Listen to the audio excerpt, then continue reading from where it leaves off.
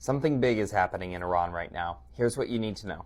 Welcome back to the Under Report, where I talk about the stories that move the world without making headlines. My name is Eric Zuleger. Protests have broken out across Iran as inflation has hit an all-time high in the country. Over the last year, the Iranian rial has inflated over 40%. An article from the Financial Times quotes somebody stating that it is as if their currency is turning to ash. The traditional definition of inflation is that you have too much money chasing too few goods, but there are some other structural issues that we need to go into to understand. But it's also important to understand what preceded these protests, and that was yesterday's resignation of this man, Iran's central bank minister.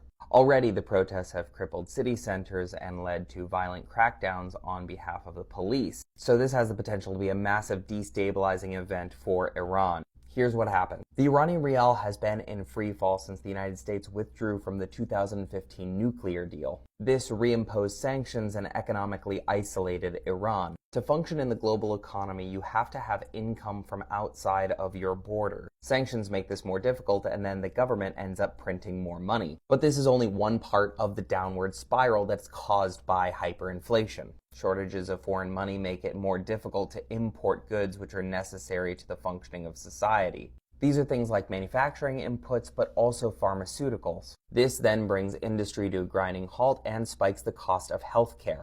So things are becoming more expensive while also becoming less available at the same time. Meanwhile, people are seeing a drop in their purchasing power on an almost week-to-week basis. Imagine taking a pay cut of between 20 and 40% within 1 month.